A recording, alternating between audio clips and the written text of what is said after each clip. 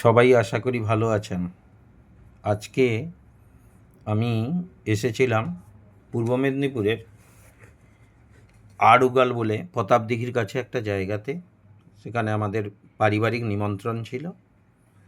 তো একটা স্পট দেখে আমার মনে হলো আপনাদের সামনে তুলে ধরি। আড়ুগালের পাশে মথুরা যাওয়ার পথে একটা গ্রামীণ এলাকা, যেখানে জমিগুলোকে কি সুন্দর করে বাঁধ দিয়ে মাছ চাষ করা হচ্ছে। আসলে এই পদ্ধতিটা হচ্ছে একটা প্রচলিত পদ্ধতি, যাকে আমরা ভেড়িতে মাছ চাষ বলি। বাঁধ দিয়ে জলাশয় তৈরি করে মাছ চাষ করে দ্রুত উপার্জন বাড়ানোর এটাই একটা উপায়। মানুষ কিভাবে বুদ্ধি খাটিয়ে ভেটকি, তেলাপিয়া, লাইলন টিকা, চিংড়ি, রুই, কাতলা, মাগুর ইত্যাদি অনেক মাছ চাষ করছে। চাহিদা অনুযায়ী মানুষ এই জন্য বাজারে গেলে মাছও পেয়ে যাচ্ছে। আমার মনে হলো বিষয়টা আপনাদের সামনে তুলে ধরা যাক।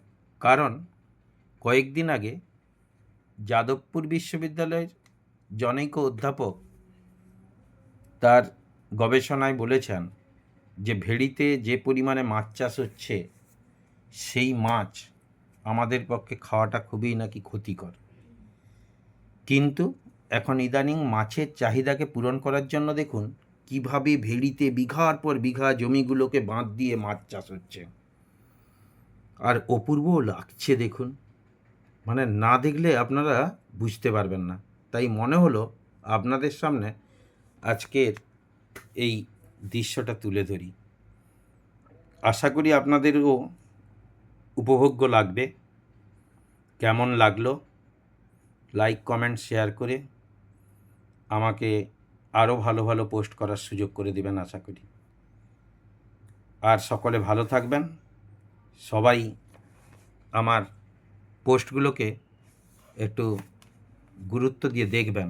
আমি অনেকগুলো কথা বলি, যে কথাগুলো খুব কাজে লাগবে।